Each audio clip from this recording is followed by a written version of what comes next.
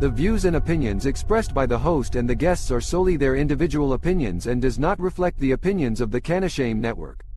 Viewers be advised. Georgia is at a crossroads. Families are struggling, our communities are divided, and the choices we make right now will shape the future of this state. Tonight on Yo Rants Oversized Load, Civics Edition, we sit down with Ken Yasger, GOP gubernatorial candidate and Army veteran. This isn't just politics. This is about the people, service, and leadership. Stay locked in. And while the intro rolls, be sure to like, share, and subscribe. You don't want to miss what's coming up next.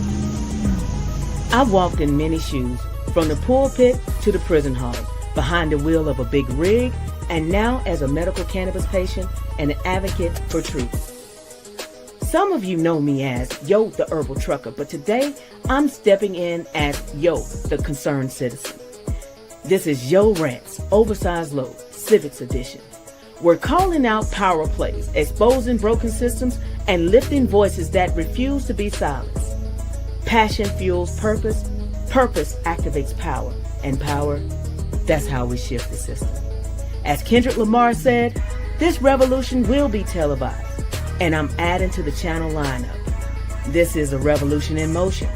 This is Yo Rants Oversized Load, Civics Edition.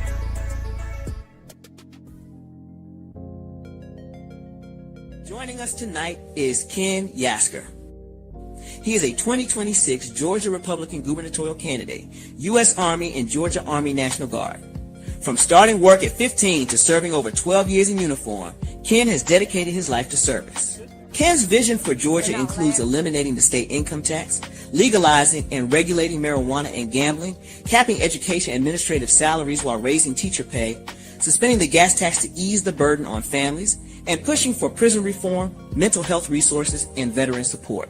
Openly critical of MAGA politics, Ken is fighting to return the Republican Party to its roots, fairness, service, and leadership that puts Georgians first. Tonight, we will hear this from Ken himself. In his own words, so sit back, and if you have any questions or comments, put them in the chat. Yo Rants Oversized Load starts now.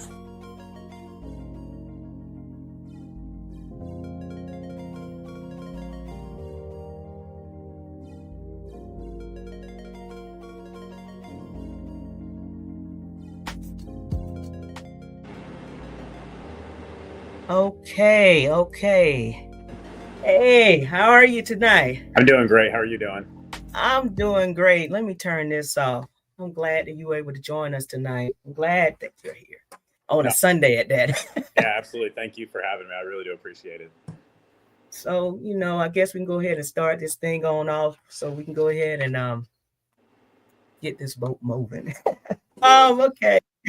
All right. So tell us a little bit about yourself. I mean, just the fact of who is Ken and. Well, I was born in Ohio, moved all around because my dad was in the Air Force. So we moved all over the United States when I was a kid. My dad retired in Illinois. That's where I graduated high school, and I went to college near St. Louis, Missouri. I enlisted in the Army, and that's what brought me to Georgia in 2012. 2011, I was at Fort Benning in basic and airborne, but I was stationed at Hunter Army Airfield in Savannah in June of 2012. Served 4 years in the 1st Ranger Battalion. And then in 2015, I transitioned to the Georgia Army National Guard, where I've currently been serving for going on 10 years in October, so next month. So 14 years in the military, still going. And 3 deployments to Afghanistan, and then a 4th deployment to the Middle East last year. Okay, I got you. So with that being said, do you have family, kids, or anything here in Georgia? Anyone here in Georgia? No, Are you just married? Me. No. My family lives. My parents live in Illinois still. My brother and one of my brothers lives near them, and the other brother lives in Arizona. Okay. So now I had an opportunity to do a little research. I said, because when I first saw you doing the 13th Congressional Caucus, not the caucus. It was a forum. Oh yeah. And I was like, wait a minute. And I heard you speak. I said, you know what? I want to make sure that we get his voice out. We're going to do everyone else who else comes on. But now one thing that stuck out was about MAGA, and the fact just you were able to speak out against that. Not actually against, but you just made sure that you were able to, how can I put this? You were able to just say, I can agree with you on some things, but the other, I might not be able to agree. How are you able to work with that now? The majority of Republicans that I know actually are not big MAGA people. It's just the loudest voices are the MAGA ones. The ones that I'm having to talk to on a regular basis are the MAGA ones. Because unfortunately, in our primaries, usually the ones that are more on the left and the more on the right are the ones that vote in the primaries. It's all the middle ground people like us that go out and vote in the general election.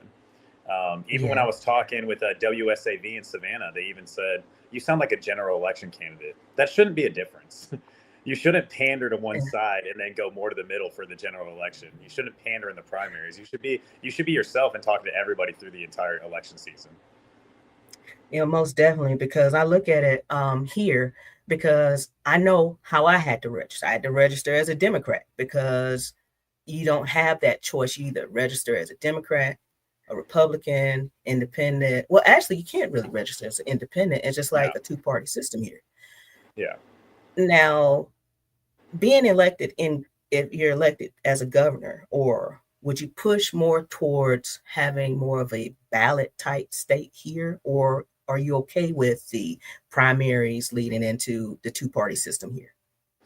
So I'm okay with our primaries the way they're set up, because I like the fact that now there are some on the far right that are trying to change it, where I like that we have open primaries in Georgia. So like in Georgia, you just register to vote. You don't register with a party. So when you run for office, you pick a party and you run, or you run as an independent or libertarian. You have to have a bunch more like hoops to jump through. But if you register as or run as a Republican or Democrat, you just pay money and you're on the ballot. But in Georgia, what I like is if a Democrat doesn't like their politicians and they like what I have to say, they can go on primary day, request a Republican ballot, and vote for me in the Republican primary. Because I like that you don't register as a voter with a party. You just register to vote in Georgia. So I don't think the systems I think we are doing it pretty well. I do think we need to make it easier for independents and libertarians to get on the ballot. We don't have we shouldn't have as many hoops for them to jump through. But I like that you don't actually register with a party in Georgia, and we have the open primary system the way we do, because then you're voting more for the person than the party. Now that is great in theory, but I think in a sense, it's kind of strategic in a way for a party.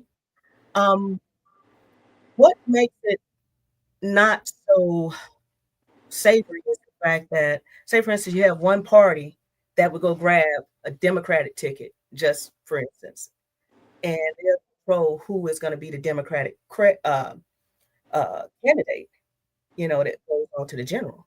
So if that being said, do you think it's fair for someone who's a registered Republican just to go grab a Democratic ballot to vote for a Democratic candidate so that they can go ahead and control the election somehow, So the thing is, that's the thing. You don't register with a party when you register to vote in Georgia. Yeah. You're just registered. You're just registered to vote. And so I see what you're saying, because actually in 2008, that was the first campaign that I was involved in. I was 18 years old. I was actually living near St. Louis, Missouri, and Missouri was a swing state at the time. But I was an intern for the McCain campaign in 2008 for college and all that. Well, when Hillary and Obama were battling it out in the primaries, and McCain had already sealed up the Republican nomination in states that had open primaries, Republicans were being told to go vote in the Democratic primary for Hillary Clinton to keep her in the race, to keep the Democrats fighting, if that makes sense. Yeah, I got you. So basically, the Republicans were still controlling who was going to be on the Democratic. They weren't going to get enough. The Republicans weren't going to get enough voters out there to change who was going to be the nominee. They were just trying to keep the fight going on longer. They were just trying to make it harder for, at the time, Senator Obama to get the nomination. it was inevitable he was going to do it. They were just trying to drag it out as long as possible. But I like that. See, but in Georgia, I like that you have the choice, because some states have closed primaries where you can only vote for the Republicans or only vote for the Democrats if you register with a party. But in my opinion, I don't think the majority of the people would go try to sabotage an election. They would actually go and vote for who they want to vote for. And I like that they leave it open to both sides. You know what I mean? Yeah, I got you. Because I know that we've spoken with some candidates who have seen it firsthand, work a couple of campaigns here and there, and actually, saw some elected officials, and not only elected officials, whole, I guess, organizations to say, hey, Republicans, go grab a Democratic ballot. I saw that. And they basically, this is what they did, because they saw that a lot of the Democrats don't come out for the primaries. So that being said, I did see where you were deployed and you helped people to get their ballots to vote. Absolutely. Yeah. What inspired you to do that? My military service. They serve. Everybody should vote. I mean, I'll admit, I was MAGA till 2020. In 2016, I was wearing Trump stickers all over. I had Trump bumper stickers on my car. I had the Trump flag and all that stuff. I still drove Hillary supporters to the polls on election day. That's wonderful. And I'm going to tell you, go ahead. I'm sorry.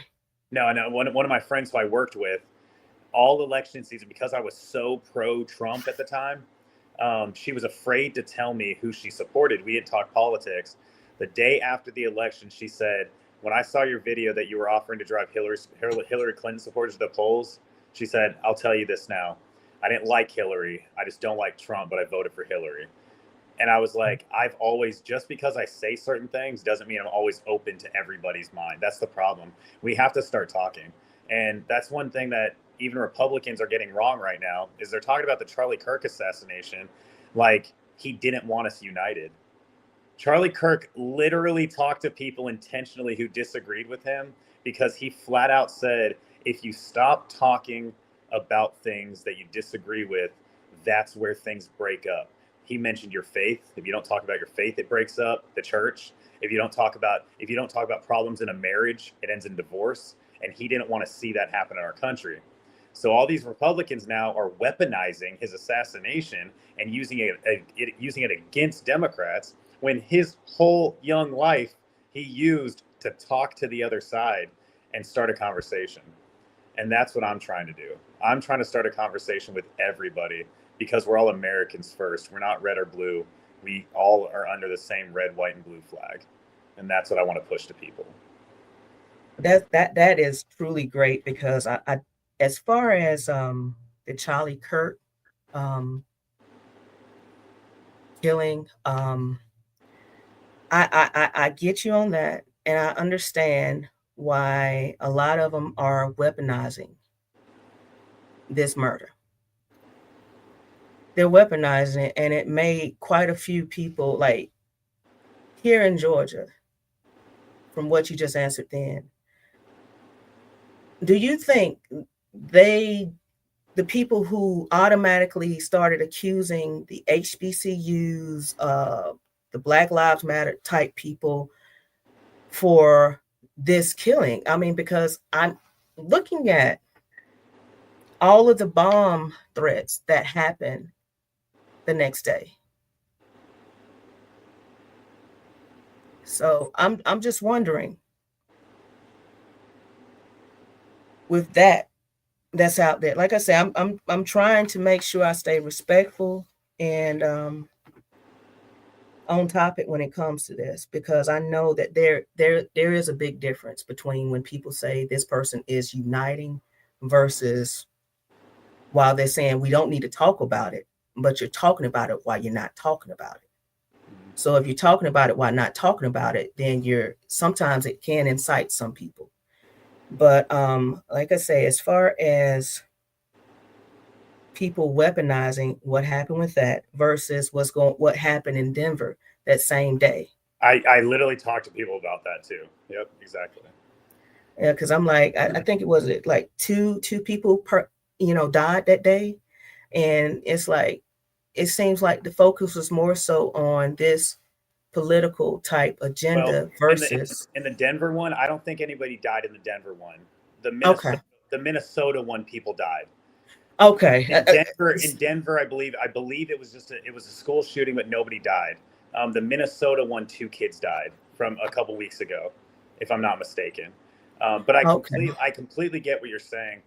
But I think one of the reasons why the Charlie Kirk assassination was talked about so much more is because there were actually very few of my liberal friends did this. I only saw two or three posts about it.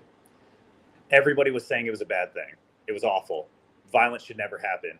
But two or Yeah. three people were defending it and celebrating it. Nobody celebrates a school shooting. Nobody. We have a differing opinion on how to fix that problem, whether it's the gun, whether it's mental health, what we need to do about it, how we can talk about fixing it together. Nobody ever supports a school shooting, but people were supporting the killing of Charlie Kirk, which is why I think it was talked about more, if that makes sense to you. You know what I mean?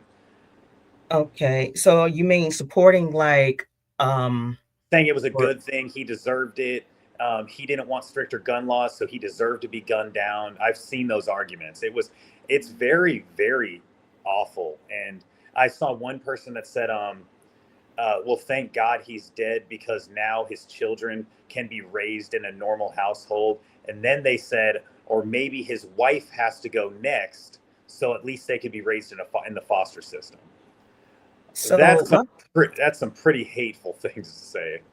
that truly is hateful. However, I'm not justifying what they said, Yeah, but yeah, what I want to know is from looking at what he spoke about anti-DEI, anti this, and it wasn't more so like civil rights, because like civil rights dealing with the DEIA. Now that's one of my main concerns. DEI dealing with the fact that currently I am disabled. And by me not being able to, well, or mobility challenged, put it this way, I'm mobility challenged. And I have to think about ramps and all this other stuff. But the civil rights movement basically dealt with the handicap, it dealt with women's rights, mm-hmm. and it dealt with veterans. A lot of people are going to be cut out because of DEI.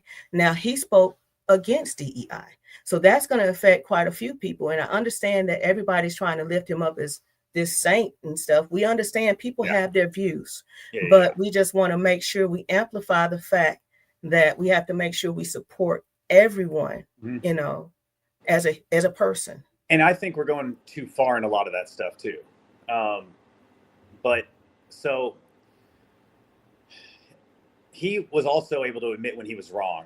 One of the videos that I saw recently was he spoke out against something like American Sign Language for some reason. I don't know the exact details of it. Yeah, I saw that one. He was talking about the closed captioning and blah, blah, blah. But this young deaf man literally proved him wrong. And he admitted, you opened my eyes to that. I admit I was wrong in that. So I think the problem is while DEI is a very broad topic, we're only talking about it in a very limited viewpoint. We're not talking about everything that's involved in DEI. Yeah, that's true. And so that's one thing, that's one of our concerns too, is like with the DEI, sometimes people just have to, I guess, know the definition of it and know what it actually means and what it's included. It's just a talking point. Okay. That's literally all it is. It's okay, so I'm going to get there. I have a 2-minute speech. Let's do this. I'm anti-DEI. I'm anti-immigration. I'm anti-abortion. I'm anti-gay rights. I'm anti-this. All right, 2 minutes is up. You know what I'm saying? So a lot of people I know, including myself, LGBTQIA, whatever you want to call it, as a gay man, I don't completely understand the whole transgender ideology. And it's okay. It's kind of I have some transgender friends, but to me it's foreign to me. You know what I mean? Mm-hmm. But when you talk about LGBTQ issues, there's a lot that goes on into that. You know, like you obviously know this. Same thing with DEI. It's not just, but when you're given a 2-minute stump speech and you're just trying to reach your core supporters, you may not be as anti-DEI as they may not be as anti-DEI as you think they are, because all they were able to say is something very quickly in a 2-minute speech. I got you. That's just like the bullet points. I think that's just my issue too. Me just trying to hit the bullet points. So yeah, exactly. I got you. That's all they do. They have to hit the bullet points in this very quick speech, and it sounds like they're either one way or the other. But if you actually sat down and talked to them, they would, without a camera in their face, the majority of them would listen, and they would talk to you, and they would compromise, and they would agree with a lot of things you had to say. Yeah, and then it does, and that makes sense. Because that's one of the questions I wanted to ask. By you being part of the LGBTQ community, and a Republican, my question is, how is it that, how do you feel about them speaking about possibly overturning gay marriage? So that's a funny question for me. So I am when it comes to, like, let's say if I became the next governor, I'm a big states' rights guy. And that means keeping President Trump's hands out of our state, and when possible, keeping the Supreme Court out of our state. And so do I believe the Supreme Court ruling on gay marriage should be overturned? No, I do not. But I'm also not a lawyer. I'm not a law student. I've talked to a lot of people with law degrees who actually say it should be left up to the states. And I see their argument. So in my states' rights mind, what I would like to see in Georgia is, just in case it is overturned, we should have a referendum, a constitutional referendum on gay marriage again in Georgia, like we had in 2004, where 72% of Georgians voted to make gay marriage illegal in the Georgia state constitution. A lot of people don't realize that it's actually illegal in our state constitution. So if the gay marriage ruling right now was overturned, all the marriages that have happened in Georgia would still count. They would still be married, but no new marriages could happen. So I want a referendum on the ballot, because the majority of Republicans I know would vote to still keep gay marriage legal, because they have gay grandkids or gay kids, gay grandkids. They have a gay friend or a lesbian friend, you know what I mean? And so I would like to see a referendum where Georgia would be one of the states that kept gay marriage legal, even if it was overturned. Now, I don't want it overturned. I don't think it should be overturned. But if it is, I'm not going to get all up in arms about something. I'd rather do something about it as an elected official and let the people vote on it. Okay, we have some comments over here in the chat. It was dealing with the DEI. Let's see. All right. Thank you for joining us today, Commissioner Sanders. I was say, please talk about the benefits of DEI. So, who benefits from DEI? Hold on, wait a minute. I'm just going through the clicks. I'm sorry, I clicked too. I told you I'm my own producer, so I'm going through each one. Oh, I got you. I can see you. I like that I can see this. Okay, got you. So it says, actually, I probably can show the comments on the stage. Are you able to see it too? I can see all of them. Yeah, I like that. Okay, cool. I just put them up there. Can I answer this? Yeah, go ahead. Yeah. So just like I actually think a lot of Republicans have a lot of believe the same things that I believe when it comes to Medicaid, Medicare, and all that stuff. They're necessary programs. We're not trying to get rid of them. Now, I think the big, beautiful bill did a disgusting job in cutting way too many Medicaid and Medicare benefits from states, including in Georgia, and I think it's disgusting. Lisa Murkowski only voted for the big, beautiful bill because they got rid of the Medicaid, Medicare cuts that were going to happen to Alaska. So why didn't we stop them from happening in Georgia? You know what I mean? So we need them. That being said, there are a lot of people that I know who get these benefits, who do not work, who do not do what they're supposed to be doing. So I think we do need a board to make sure that the people who actually need it are getting it. And if you're just like any other welfare program, if you're on a welfare program, you need to be trying to do better. You have to prove to the state you're trying to do better. And that also includes, we're going to talk about it later, but I want regulatory legalization of marijuana. Mm-hmm. Just like you're in the military, you get drug tested. If you're on any kind of state or federally funded welfare, anything, you should be drug tested, because you should not be spending your money on drugs if you're getting any kind of welfare. So that's one of the checks and balances I would put in place. I don't understand why we don't drug test welfare recipients right now. I think that's crazy to me. So shouldn't we also drug test the lawmakers?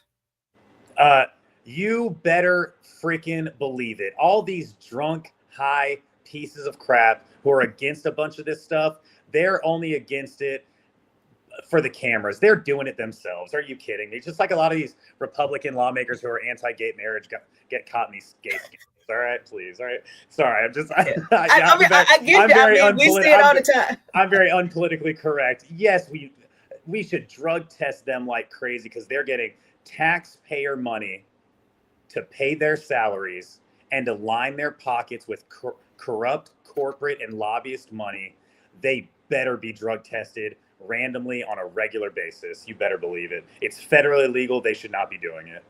Oh man, that was an easy one for me. That was a softball. Yeah, well, actually, speaking of that, the only thing that I might go ahead and just say, hey, you shouldn't be testing for would be for cannabinoids, because even with hemp, like we said, we'll talk about later, even with hemp can be metabolized into THC, and where it will go ahead and activate those metabolites that's in the body, and will cause people to test positive for cannabis.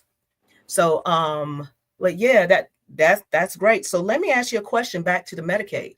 When it came to Medicaid, I remember when they talked about, they kept calling it Obamacare. However, it was the American Rescue Act. I think, is that what it was called?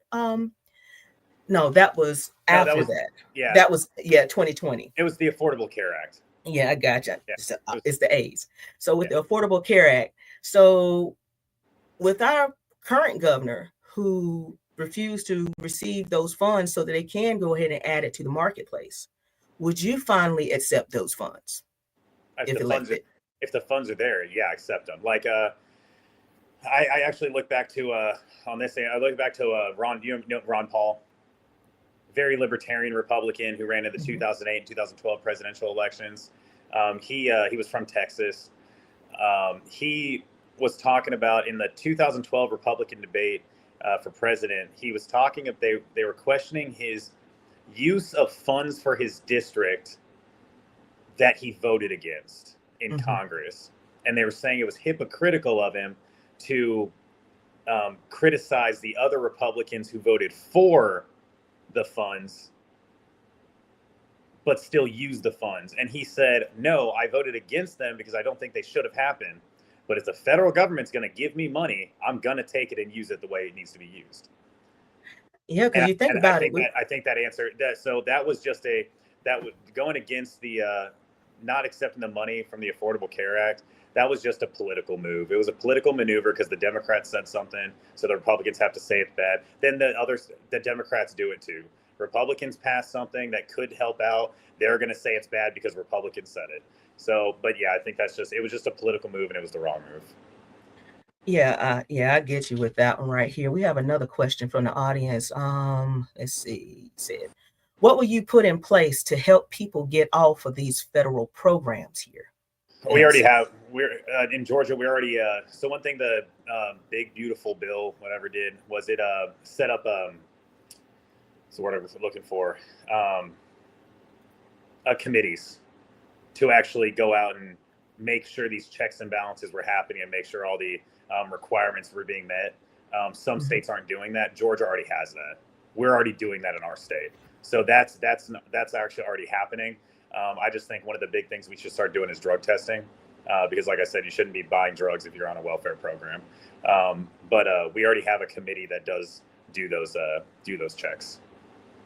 Yeah, I got you. But like, speaking of that right there, I'm gonna go ahead and move a little bit further. Let's see.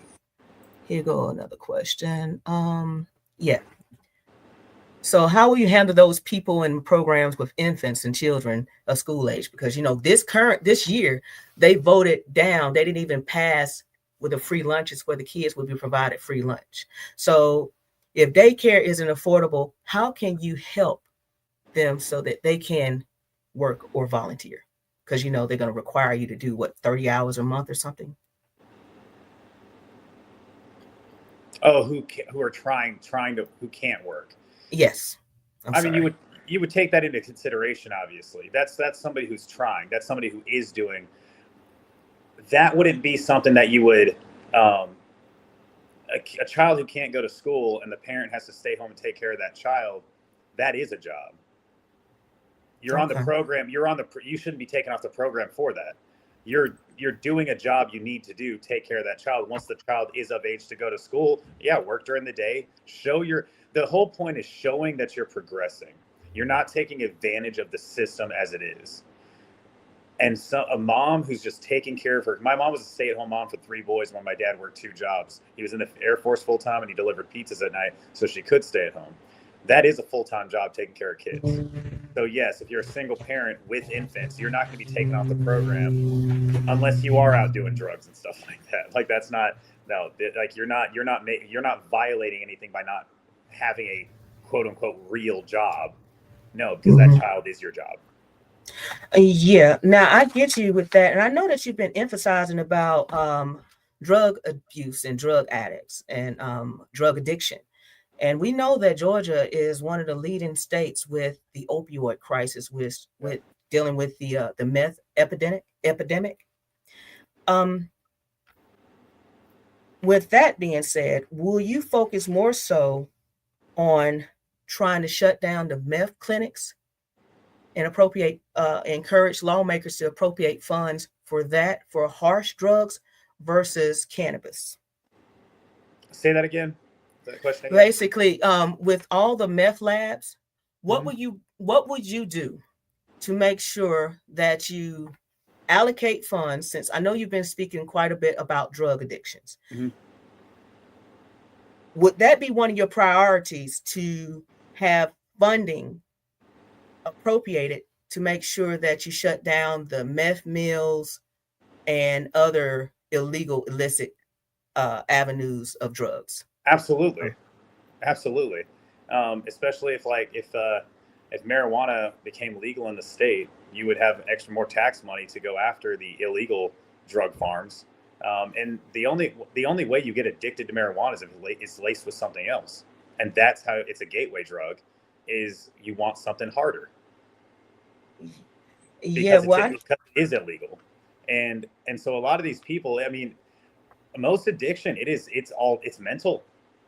It's not. I try not to demonize the addict. I want to demonize the drug, because these drugs are disgusting. They're hard. They're dangerous. And alcohol, same thing. It's dangerous, but it's widely accepted. So you got to focus on shutting down the illegal projects, illegal farms, all this illegal activity going on. And then we have to focus on, I'm going to a recovery luncheon tomorrow in Atlanta. And I just think that's called the Georgia Recovery Bus Tour. And I think that's really cool. And so I'm going to be going to that lunch tomorrow. We have to focus on recovery, not demonizing the addict. We have to get rid of what they're on and focus on recovery instead of penalizing. Yeah, because I know that cannabis can be a harm reducer when it comes to weaning yourself off of cannabis. I mean, weaning yourself off of those particular drugs, because there is a couple of clinics here in Georgia that actually use some of the studies, the scientific studies that speaks about cannabis being a harm reducer to get people weaned off of opioids. Yeah, one of my buddies quit alcohol and quit using pills cold turkey after he started smoking weed up in the Northeast. Yeah. And see, that's one reason why I know we keep saying legalize cannabis. But when you legalize cannabis, that also brings on taxation. One thing quite a few of us would even prefer, and I'm one of them, would be to decriminalize it, because it's a freaking plant. Cannabis is a plant. That's just like grass growing out in your yard. You know, it's a plant.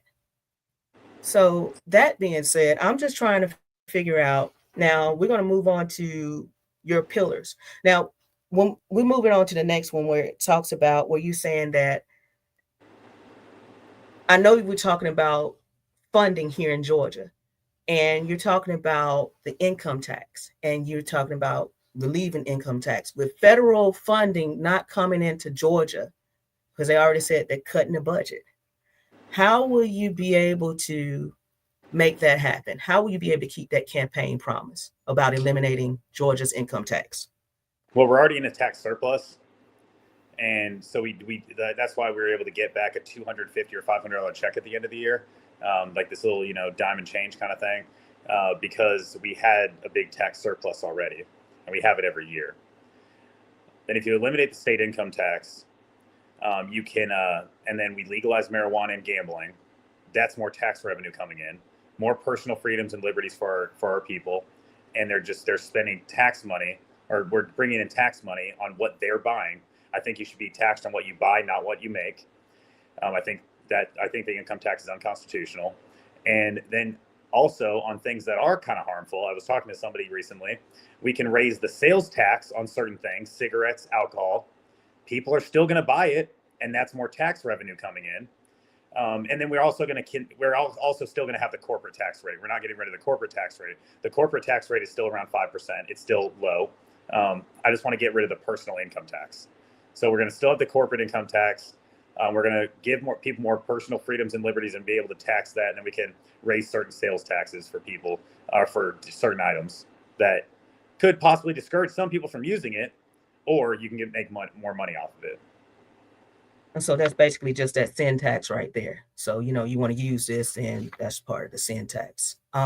So if that, my concern would be, will it turn into like Florida? So will you, I've seen some people make the statement, well, yeah, we're just going to have toll roads all over. Do you support turning into the house? Okay. No, that's ridiculous. No. Okay. I don't want Georgia to become Florida. Just like I don't want us to become New York or California. I don't want us to become a different red state either. I want Georgia to stay Georgia. So. Okay, because that was one of my concerns, as far as this becoming just a whole bunch of toll roads, because I already see those lanes they already have in Gwinnett County, throughout downtown Atlanta, whatever, where you actually have to, well, not downtown Atlanta, but Gwinnett County, and you have to pay those toll roads to get through. No, I've driven through Rhode Island, New York. That's a pain in the ass. I don't want to do that. So no. Oh yeah, I've been on there. The New Jersey, it was at the New Jersey Turnpike. New Jersey. Yeah.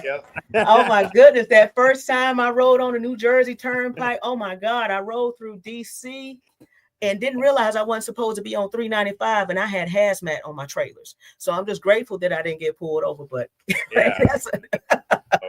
So, but yeah, we're gonna go ahead and talk about, since we're talking about so you live in Savannah, right? Yes. So you're not close. You're kind of close to that Hyundai factory. That yes, I'm gonna ask you about this one. My friend who owns them, she owns her own marketing company. She lives in Bullitt County. Okay, so that's Milledgeville, right? Or Bryan County. Okay. Bryan County. That's close to Hines. Is that Hinesville or? It's she lives in Elbel. Okay. So yeah, with that, with those people, that's another one of my concerns. How do you feel about the one candidate? Well, I'm not going to ask you about the one candidate, because that's not appropriate. How do you feel about those undocumented, or those workers that were here that ended up getting detained because of a call? Someone reported a call. So at first, I didn't like it, but it turns out that raid, it was because the Honda plant had so much publicity. They said that was a months-long investigation, and that's why they knew so many were working there. But my problem is, if it's illegal to be in here working undocumented, and we're arresting all these people for being undocumented, why don't you, on site, on camera, arrest the person in charge that same day? Because they hired him. Yeah. So when, with all due respect to Governor Kemp, when he says that, Governor Kemp, Lieutenant Governor Burt Jones, Attorney General Chris Carr, when they're out there campaigning saying that we're the best state to do business in, it's because we're giving all these tax breaks to all these corporations and screwing over our own citizens. I want people to do business in Georgia, but not at the expense of our own citizens, and that's what's happening right now with the Honda plant. For example, they ruined the water supply out there for the farmers and local citizens. There was a lawsuit that could have had fines up to $7 million, and the Current reported on this. In the best interest of the people, they settled with Honda for $30,000. $30,000 instead of $7 million in fines. You want to talk about tax revenue, where we get it from? Right there. That's where we get it. That kind of reminds me of what's going on with the water supply with all these data companies that's popping up everywhere. Yeah. I know that, like, one of my sheroes, she came to town. I hate that I missed it. Erin Brockovich. She came to speak. I think it was Rome or Cartersville. They were concerned about the data center that was built there in the groundwater, and you have all over with these different data centers that's popping up. Now, with these data centers popping up, would you put a limit on so many allowed, or would you have to designate a spot for only data centers so it doesn't affect the groundwater and the water pressure? You're supposed to be doing that. You're supposed to be doing that research before you pick the ground, and they're not doing that. They're supposed to be doing that risk assessment. Every project has in the military, every military project has a risk assessment done first. That's what we're supposed to be doing in the state, but we're not. So they're not. They're just trying to get all these businesses up and running, and they're not actually taking the time to make sure it's done properly. And that's the issue. Yeah, I get you with that, because I know that one of our concerns too is the benefit of hemp itself. This is just for some of the listeners out there. Hemp can clean the soil. Hemp can clean the water, and hemp can do amazing things. And so basically hemp needs to be planted everywhere. So if it's decriminalized, then we don't have to worry about people thinking that it's cannabis. They're cut. Well, we'll talk about that later. But anyway, the decriminalizing should happen already, but legalizing is just a step further. Yeah, we're just concerned about the taxation, because I know some of the companies, when some companies, you think they will make money, but I had someone on the show the other day said that this one company made $320 something million. But guess how much taxes they had to pay? 600 and something million. So that in itself is not beneficial for those particular companies. See, that's something we would work out, but as we were legalizing it, you know what I'm saying? Like that's the state just screwing you over. Like, that's not. Yeah. Where do they live? It was just it was federally. This was their federal. That's how much they made federally. I think it was I think they made $360 million, and they paid $620 million in taxes. Because that doesn't make sense. So, no. Exactly. I think they said it's like 60%. This is just what was. Yeah, it's cannabis. That's something that you would look at. Now, legalizing it in Georgia would not do that. Okay, yeah. Because I'm concerned about that too, as far as legalizing. Even if you were paying a 50% tax rate, let's say you made $350 million, you would still get $175 million, and we wouldn't be having people in jail for smoking marijuana. Okay, you know what I'm saying? Like, that's because if you own a marijuana company, you're still going to pay a corporate tax rate too, but a corporate tax rate isn't 50%; it's 5%. Okay, I got you. Well, yeah, I think it was different for the cannabis companies, and I think they were doing 60%. I think that's what the cap was for. And I think also, if all of that is factual and they actually did happen, I'm not saying it didn't, but it just sounds very far fetched that you paid double taxes in what you made. That doesn't make sense. But federally, cannabis is not legal; it's still illegal. So federally, they can do whatever they want. And one of my arguments for people is it's very hard to start a cannabis business right now in a state that's legalized because of the fact that it's federally illegal. Well, only these deep blue states are legalizing marijuana. So if a red state like Georgia legalized it, it would put more pressure on the federal lawmakers, Republican and Democrats, to at least decriminalize it or deschedule it at the federal level.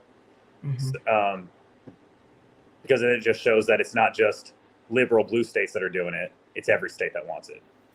And yeah, and I'm gonna tell you, like you had spoke about earlier, that a lot of people are in the closet about utilizing different type of herbal supplements. I'm just gonna say cannabis because the illicit drugs, I don't, deal with. I know. I serve people every single day at a restaurant. I have met countless older folks who smoke weed at home because it helps with their pain. Mm-hmm. It helps with their cancer treatments. It helps with all this other stuff. So they actually do it. There are a lot of closet marijuana smokers out there. Like, it's not. Yeah, I remember because I know, with our nonprofit, what we do, I know that how I handle the calls when people call in. I've had some calls to call in and say, hey, look, what is this? What's this company? They found out what it was. And it's like, I ain't interested, but I end up talking to them on the phone for an hour because they're interested in what about cannabis? And they want to know about the program because really and truly, Georgia does not have a medical cannabis program. They don't. They have low dose THC. That's a difference. That's a compound. That's a part of the plant. But hold on.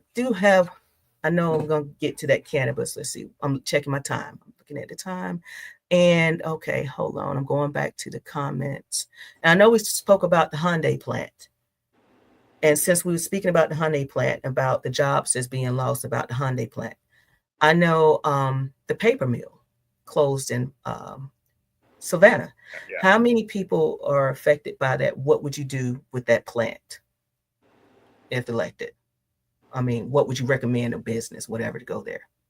See, that honestly, that's something I haven't looked into, and I need to do that. So that's because Governor Kemp, he did announce that he has a plan, and other businesses are hiring people on who got laid off. Mm-hmm. So that's more of a local issue as well, not a state issue. Okay. But the state can do a lot to help, I think. But I'd have to do more research and look into that. I'm also going to preface by saying I'm not some crazy politician who's going to pretend I know the answer to every freaking thing that is out there, because I don't. That's the if you know everything, then good on you, but I don't. So I'm just going to be honest with you on that one. Yeah, I get you totally. Because like I say, that's about like me in this podcast. I'm like, okay, yeah, I'm here asking these questions and stuff, but I do much better typing. It's like if I could text back and forth, I could go with you back and forth, but actually having to communicate in this manner is one thing. So, and I know you spoke about the groundwater, not the groundwater. Yeah, you did speak about the groundwater in the Hyundai plant, right? The Hyundai plant, the people were complaining about the water. Do you think, well, you know what? We're not even going to go into that because I'm like, okay, we'll talk about that one later. But I'm going to go to this question over here in the chat. Is dealing with the HOAs here in Georgia. The HOAs have been taking over some people's properties. There's one guy in Kennesaw. His house is in foreclosure now over, I think it's like an $8,000 fine. What would you do if elected to stop some of these HOAs from having so much power over people? See, again, that just sounds off. That's a local issue. That's something you'd have to talk to your local elected officials about. Just like property taxes in Georgia. And the state of Georgia does not have a state property tax. All property taxes are local, county and citywide. So HOAs, that would be at a more localized level. That's not something the state could really do anything about because it's literally at the local level. Now, speaking of that, now I know. Now, like, you have a lot of pressure and a lot of influence, mm-hmm. but based on like law, in a sense of passing laws, there's not a lot that the state could do to stop these HOAs. That's a local issue. Now, I've seen some legislators to propose some legislation this past session and the session before to try and put a stop on the HOAs. So that's one thing that I'm hoping that, if elected, you can go ahead and continue to talk to those legislators, because I know like the local legislators, the senators and the House reps will be the ones that's like over like the counties and stuff like that. With that, just like this past session with the tort reform bill. Governor Kemp really pushed for the tort reform bill. Mm-hmm. So And Would it be one issue with the legislatures, not just local, I mean the state legislatures, is they say they're doing a lot, but they end up not doing it. It's all just a okay? smoke. It's all a smoke screen. For example, the speed zone cameras that are unconstitutional, the school speed zone cameras. I don't want you speeding in a school zone, but let's put a law enforcement official in those school zones to pull people over, or put them in the middle of the median with their lights flashing. People are going to slow down. Those school zone cameras are absolutely unconstitutional. Our lieutenant governor, that was his little pet project.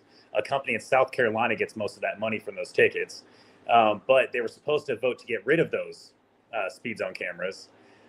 There was a bill in the House, a bill in the Senate. They couldn't agree on some things, and the legislature literally, quote, ran out of time, and they ended the session. So nothing got done. It's literally smoke and mirrors. It's literally, but what the governor can do is the governor cannot extend the legislative session past 40 days. But what he can do is continue to call an emergency session, which means the legislators have to stay at the Capitol until the business is done, which our governor is not doing. You can literally use an emergency session as many as you want until they pass what you need them to pass. And so, you know what? Let me get up there, talk to them about those HOA bills that they're trying to pass. And if they can actually pass it, let's make it happen. And like I said, it's not the governor's job to write legislation. That's their job. It's my job to sign into law what's best for the people. Yeah, I got you, because I know we've experienced that over the past few years with this legislation, because it's just like when you watch Sign It I, when you watch the last final hours, this was a very strange year, because this year it's like, I'm like, is it over? Yeah, is it over? But speaking of that, and I wanted to bring this up, since I know that we spoke about earlier about the fact that you have spoken openly about the things you disagree with MAGA. Now, being the governor, if you're elected the governor, and if you happen to go against the MAGA ideology and represent like the principles of being a Republican, I'm showing you up on screen right now about what happened to Representative Vance Smith, who actually voted against tort reform. Mm-hmm. He lost his position as the chairman of the board for what was it? I'm sorry, I just had a brain fart. I'm sorry. Yeah, the Chamber of Commerce. Yeah, the Chamber of Commerce. He lost his job for that because he went against what the governor said. So basically, do you feel like that is? I mean, would you even think about? I mean, of course, you'll probably say, "No, I wouldn't." But I would how never. Do you feel about that? I would never. If somebody most of my friends are liberal Democrats, or they don't even like the word Democrat. Most of them are left leaning or liberal. Okay. I like when people disagree with me. I like having conversations. I like having debates. Okay. I would never attack somebody or use my position to hurt them for disagreeing with me. I may not always listen. I might not always listen to everything they say or like everything they say, but this whole revenge thing, this petty stuff that these lawmakers are doing, including the president, is disgusting. And that's why I like Thomas Massie from Kentucky. He's in the U.S. House. I don't know if you've heard of his name. Thomas Massie is a Republican, but he's fairly libertarian. He voted against the big, beautiful bill like Senator Tom Tillis did in North Carolina. President Trump said he was going to primary Tom Tillis for voting against the big, beautiful bill. Tom Tillis said he's not going to run for re-election. He told Thomas Massie, I think he was going to spend some organization was going to spend like $500,000 on a primary opponent against Thomas Massie. Thomas Massie said, "Come and get it." That's awesome. But it shouldn't be, a lawmaker shouldn't have to say, "Come and get it," to the person that's higher in power to them because they voted against something that this person wanted. That's disgusting. It's wrong. I would never do that. Yeah, that's like authoritarian. And it's just like you look at the whole big picture. I mean, that's the sign of a dictator, in my opinion. It's like it's either my way or the highway. But I know we're going to move on over here to the last segment, which is dealing with the cannabis stigma and recovery.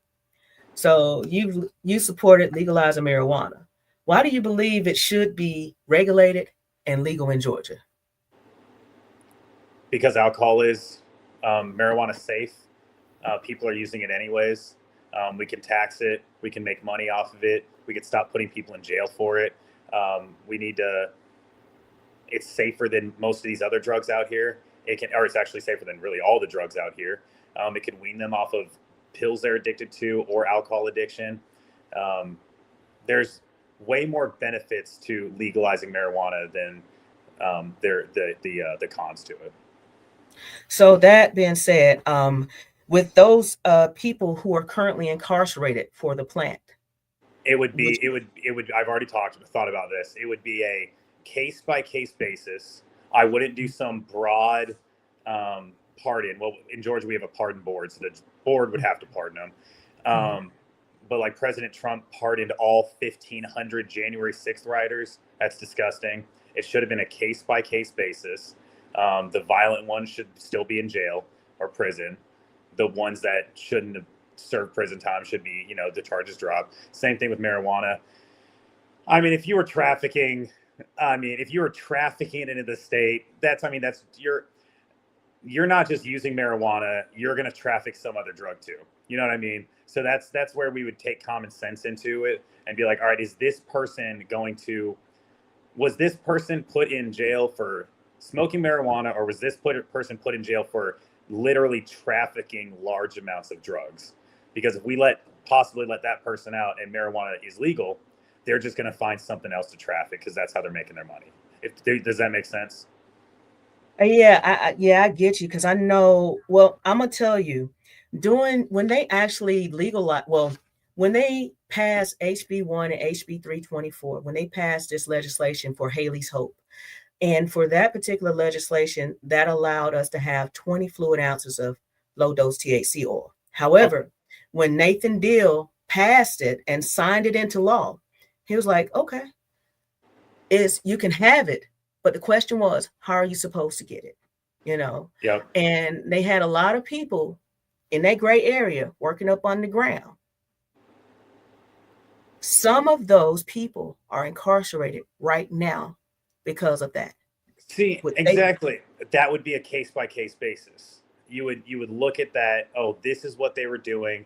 They're not a threat to society. You would have to. That's what I mean by, are they going to traffic other drugs, or are they doing it for this specific purpose? Do you see what I'm saying?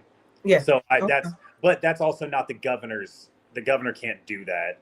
That again, that's the pardoning board. The governor has influence over the pardoning board and what they do, but he doesn't have that direct power in Georgia. That's something we took away from the executive branch, which I think is a great idea.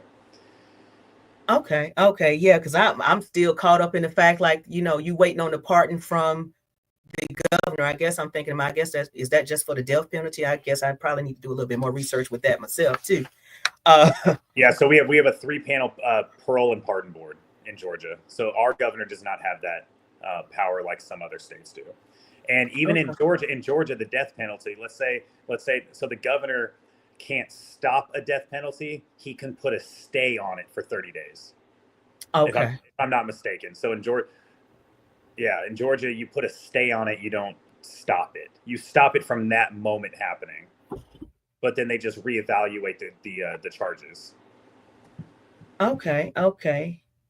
I also, hold on one second. I was just looking at my notes. I'm just trying to make sure I cover everything because I was looking at the time, and I know. Yeah. Okay. So with that being said about the cannabis program, now I've been an advocate for medical cannabis. Now I'm a former correctional officer, former truck driver. Used cannabis for the first time in 2017. So I was one of those just say no, thinking cannabis was a gateway drug. So now I'm here and I'm needing this plant.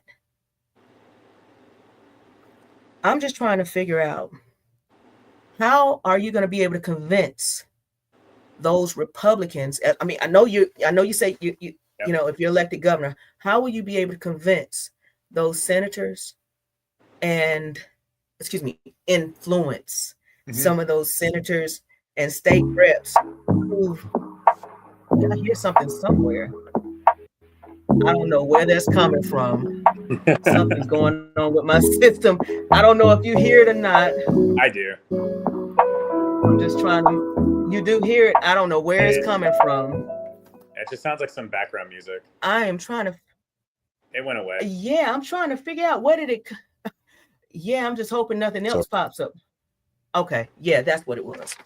Ooh, it scared me.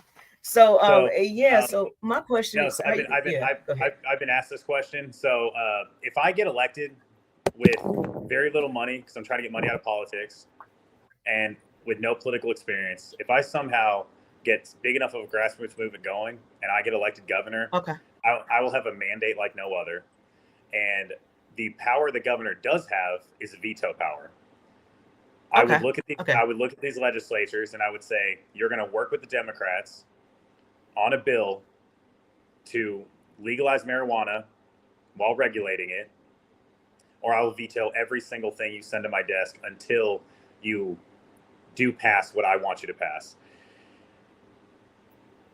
Then, because there aren't enough Republicans in the Georgia legislature to override a governor's veto without some Democrats getting on board.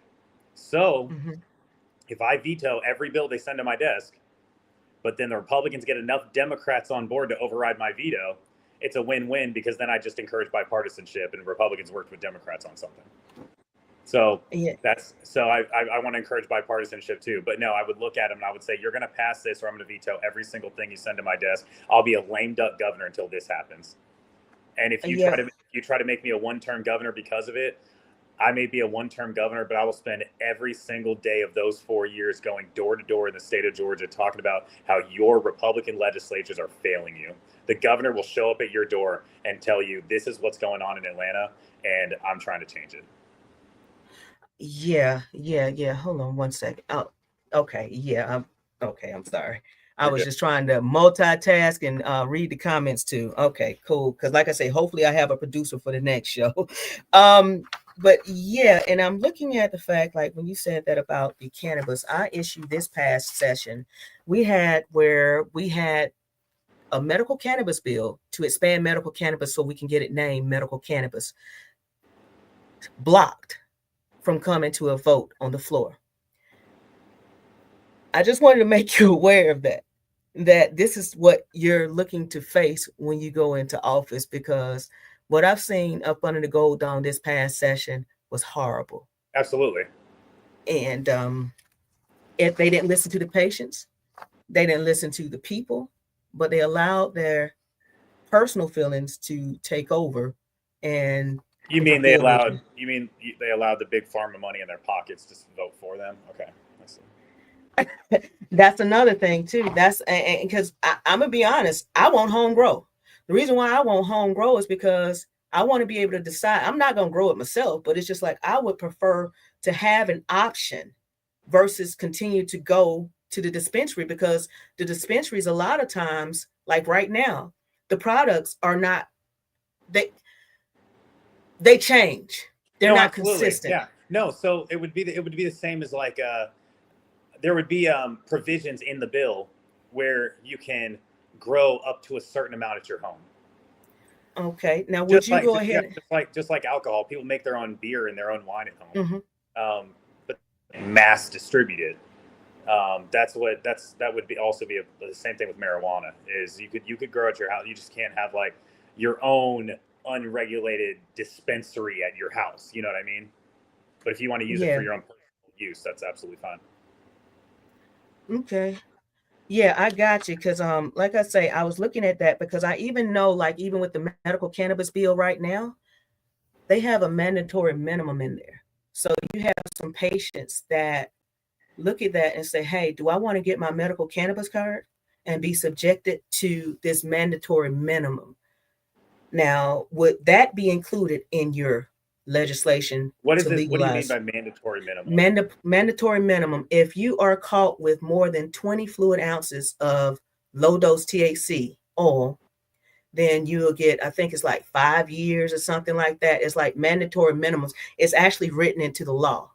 And with that, and so basically mandatory minimum sentencing. Yes, I'm sorry. No, yeah, mandatory. I want to leave that up to the courts. I'm a big fan of the judicial system. I trust the judicial system more than I do the legislative branch. So I would leave that up to the court system. Yeah, I know you said leave it up to the court system, but the problem is that it's actually written into the law. Some legislators. No, that's what I'm saying. I would not put it in the law because I would rather leave the penalties up to the courts, not tell the courts they have to do this. Does that make sense? I got you. Yeah, so hopefully we can get that particular bill amended. And I didn't get a chance to find out as far as like gambling. If I become governor, it will. I hope so. So we didn't get a chance to touch on the point about gambling, because I know they've been trying to pass gambling for the longest. How do you think you're going to be able to gain support about gambling? Same thing. Pass it or I'll veto everything you send to my desk. Make it happen. I will use the governor may not have like ultimate power. I'm not a dictator, but I have certain authority, and I would take advantage of it. Yeah, I got you with that. And also you mentioned about fundraising. That's one thing that really and truly impressed me about you. When I did some research, I said, wait a minute, he's running. I said, he ran all the way from Savannah to the state capitol. How was that? I mean, just tell me about what inspired you to do that. Instead of going door to door, I'd rather walk city to city and talk to people. I don't have millions of dollars to get a bus and do a bus tour across the state with my face on it. But most of these politicians can't put a rucksack on and walk across the state, so that's what I decided to do. And I've done it twice, and I'm doing it a third time in October. Okay, now tell me about the time when you lived as a homeless person. Yeah, so I mean, technically, I wasn't living as a homeless person, just on the walk. I would sleep outside of churches, sleep on the side of the road. I was camping out the entire time. Instead of like sleeping in fire stations and all that stuff. So I would have to find a spot to sleep while on the walk. I just wanted to put myself in the shoes of someone who's homeless. You know what I mean? Okay. Gotcha. And so that's one thing that we were really concerned with, because they passed some legislation a couple of years ago that made it to where they were able to move the homeless from different cities. So this was, I think it was, yeah, I think they started down there in Brunswick. I think it was someone who presented it from Brunswick. I think it was for the city of Brunswick or something that happened.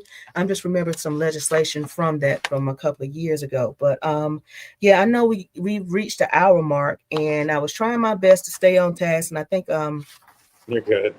I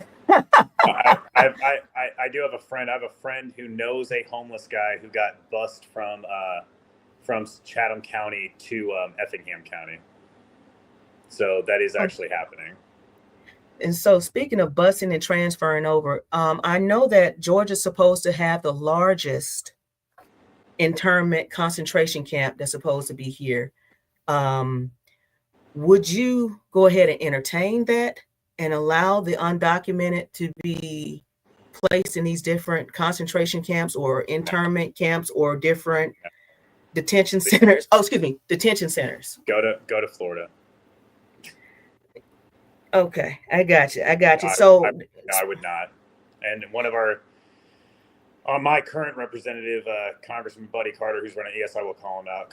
Congressman Buddy Carter, who's running for the U.S. Senate, actually very, very deeply supports a detention center in Georgia's 1st Congressional District.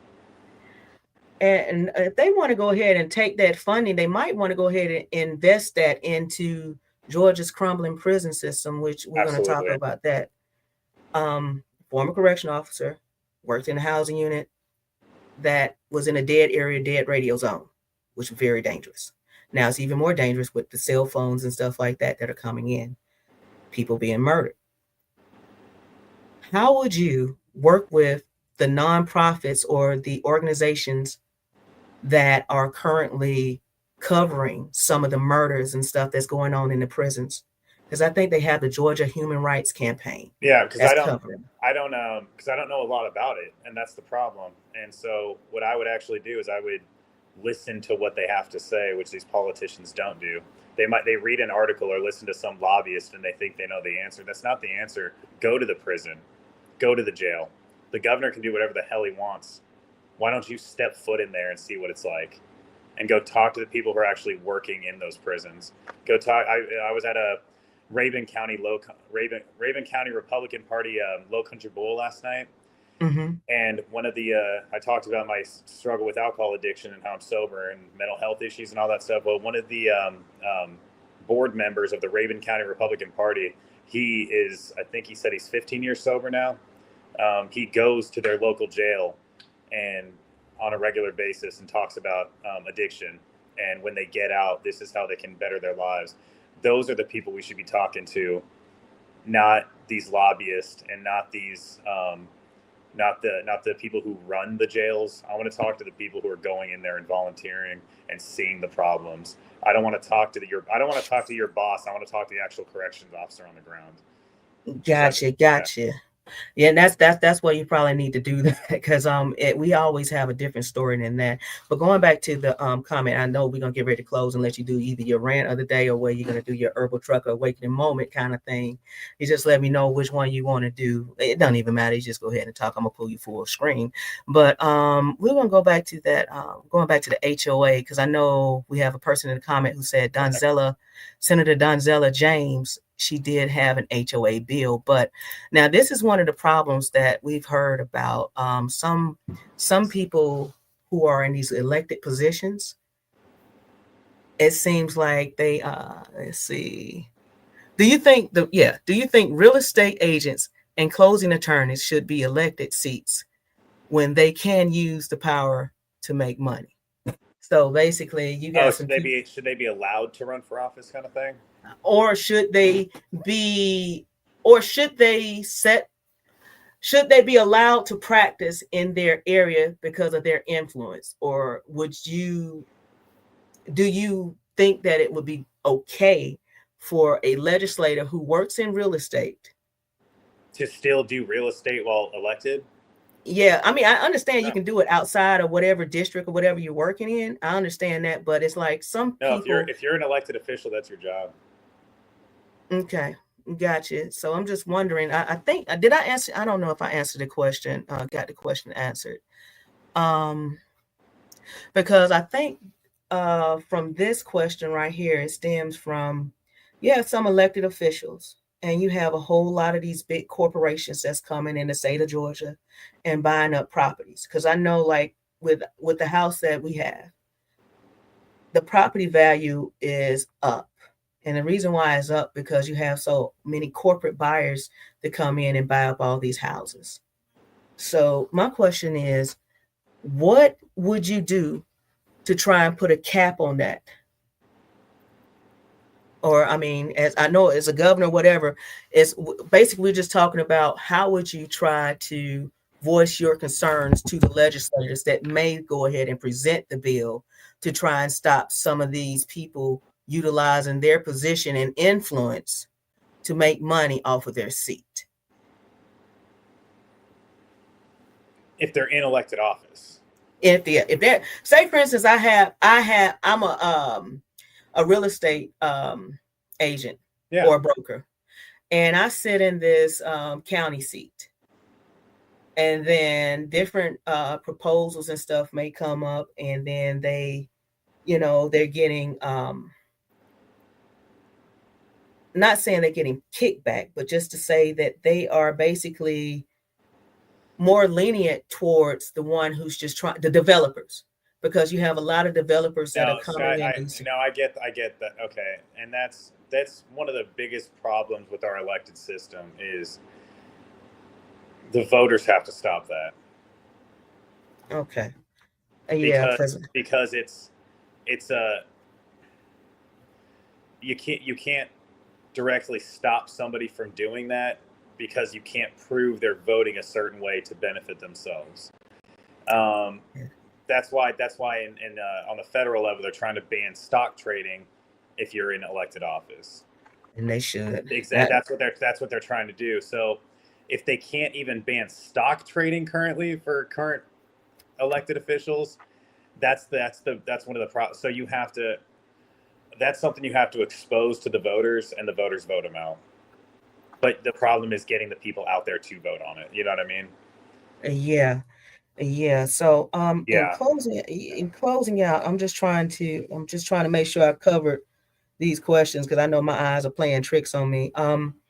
Do we have time, a little bit more time, to see whether or not, how do you feel about the constitutional carry here in Georgia, and how will you be able to, would you be putting up recommendations and measures to stop people who don't need the guns from accessing them so easy? So I mean, we already have gun laws in Georgia that work. I mean, my military ID is my carry license, but even if I go buy a gun and show my military ID, I still get put on a hold. We do our own background checks in Georgia. We just have to make sure our current laws are being enforced. That's the issue. I am a big Second Amendment guy. I'm not a big gun guy myself, but I'm a big Second Amendment guy. I don't have to put a gun on my sign like some of these other Republicans do to show that I support gun rights. I think it's just cringy. But the guns are already there. The criminals are going to get them. We're a Second Amendment country. We're not the United Kingdom where they've never had guns. We've had guns. We have guns. If we limit what kind of guns and how many guns legal gun owners can have, it's just going to put more people in danger because the criminals are going to get them anyways. I do agree with that to a certain degree, but I'm just concerned about those with different mental health conditions and stuff like that. See, but I guess that's an issue. The problem with saying a mental health issue is I've deployed 4 times. I think anyone who's deployed has a slight case of PTSD. Not major, but at least a slight case. It is proven that red flag laws would unfairly target veterans with PTSD up to 80, 85, 90%. That would just discourage veterans who need to report their PTSD from doing so because they're afraid that they're going to have their Second Amendment rights taken away. I don't want to take away your Second Amendment rights because you have a little bit of mental health issues, but you're going to get help for it or you want to get help for it. You know what I mean? So red flag laws are one of those things. It's PTSD is considered a mental health condition. And but there are different degrees of PTSD, just like depression, bipolar disorder. I don't think everybody who has depression or bipolar disorder should not be able to buy a gun. You know what I'm saying? Because there's different. Yeah. So that's my only issue with saying the mental health problem. But we just have to focus on helping people with mental health in our country, which I actually do think would bring down the gun violence. All these politicians all these politicians say they support mental health measures, but they don't actually do anything about it. Yeah, I get you with that because, I do have a different perspective now that you said it and put it in that and framed it in that way. I was like, okay, because I'm just thinking, saying just mental health, that's just a broad term. So that's just putting everything in such a large category. So I get that. So no, we don't want to stop the veterans from having the guns. However, that's the big sticky here in Georgia where people aren't signing up for the medical cannabis program the low dose THC program because they're concerned about that question that's on your gun license or whatever, where it says, have you consumed any illegal product, which is a too, because you can use it in Georgia. However, it's not legal federally. Medical cannabis ain't legal nowhere. Yeah. That's where, first off, the federal government needs to change that. But second, we need to protect our people from the federal government and make sure that they're not going to come into our state and try to penalize people for doing something that's legal in our state. Okay, well, cool. So well, maybe we can go ahead and finish this conversation, like I say, later on, that kind of thing, because I know I'm going to be doing this throughout. And you know what? Each time it'll probably get better and better, that kind of thing. Because like I say, I was, hey, this is something new. I love it. So, but we're here at the segment now, where you have the awakening moment, or you can rant about something. And this is where I'm going to pull you full screen, whatever. And for that first, I guess how long you think you need your rant? 60 seconds or whatever, however long, you just let me know when you want me to come back for your rant about something, just dealing with what's one of the most pressing issues that's on your mind right now? And as far as when you become governor, what would you, I mean, just basically just put something out there where it's like, look, this is who I am. This is my belief. This is what, I believe in, or whether you want to make things like, hey, we can just do better and just have our warm, furry feelings and stuff like that. I'm sorry. I'm just. So basically, yeah, with the rant, you have an opportunity just to speak out on something that really bugs you. Or you can do some puff and fluff and just be like, this is what I really care about, just trying my best to ensure. I know I say puff and fluff, but, just to leave us with a feel good moment, because like I say, my train of thought is. Yeah.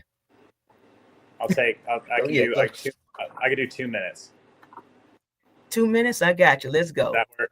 All right. Well, first off, I always like to tell people that I'm very open about my past. I do struggle with alcohol addiction, and I'm almost 2 years sober. I talk about that because addiction is real. I'm trying to destigmatize addiction by talking about my past. I'm in the position I'm in.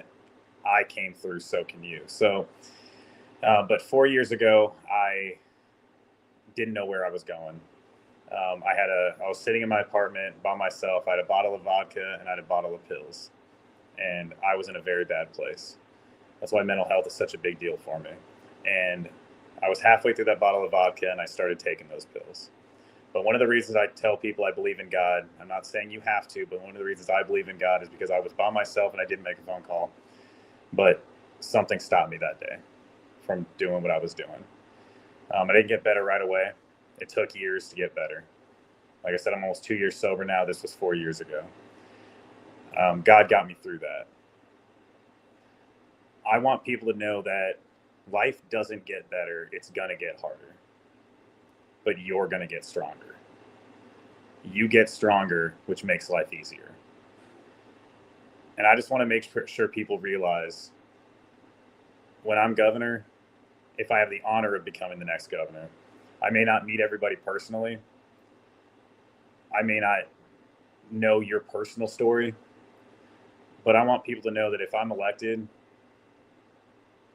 there will be somebody in the governor's mansion that truly cares about you. I don't try to live my life in order to get to heaven. I want to live my life in order to try to help other people not live their own hell while on earth, because I've been there. I'm not running for governor for the people that are okay. I'm running for governor for people who feel like nothing, because I've been there. I'm a fighter. I've always fought for my life. I fought in the military, and I will absolutely fight for every single Georgian, no matter whether you vote for me or not. When I'm in the governor's mansion, I'm going to fight for you just as hard as I fought my entire life for myself in the military.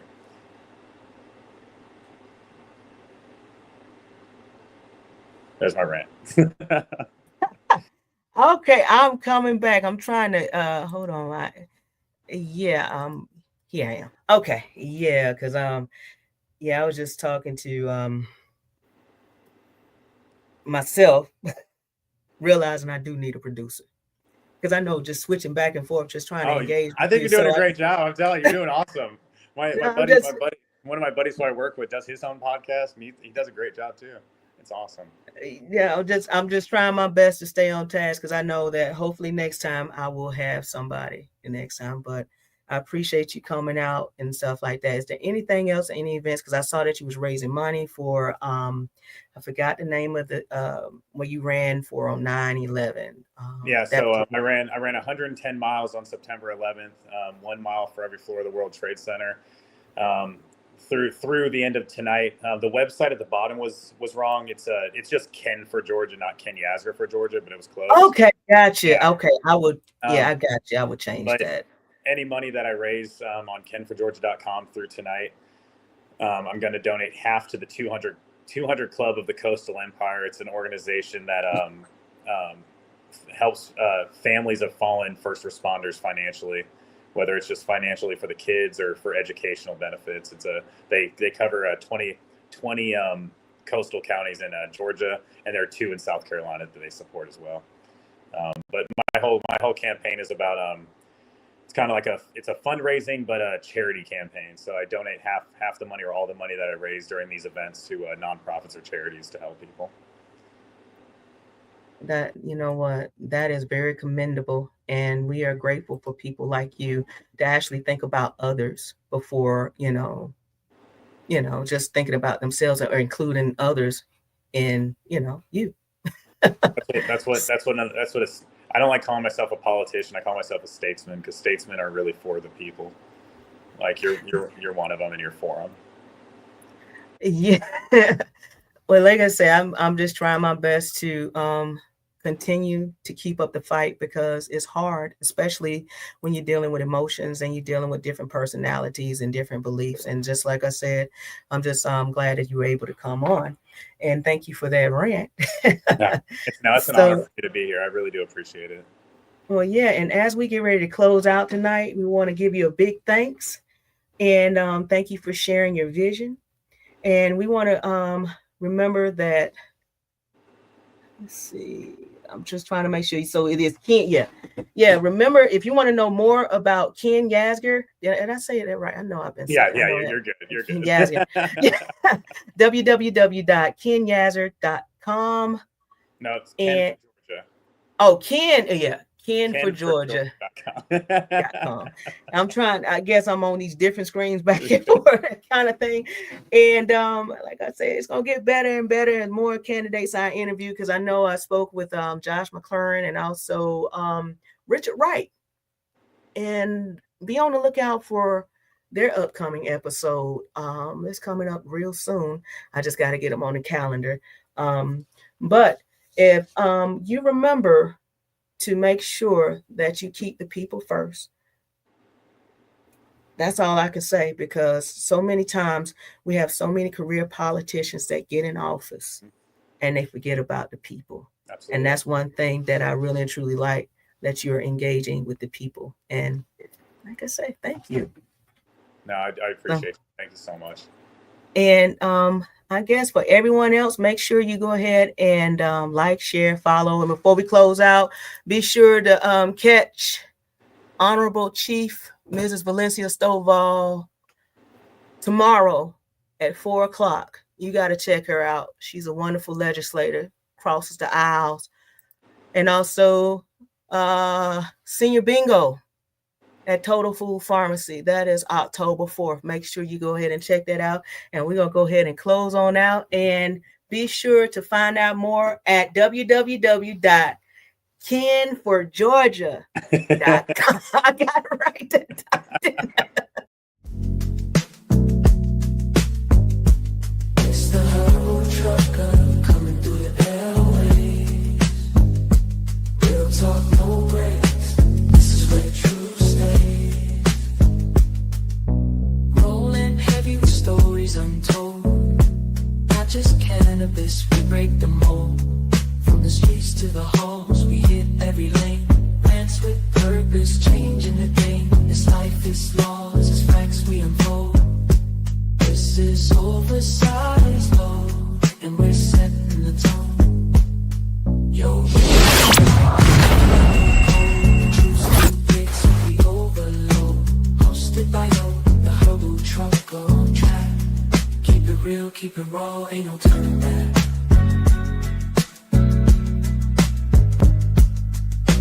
We go beyond green, it's deeper than smoke.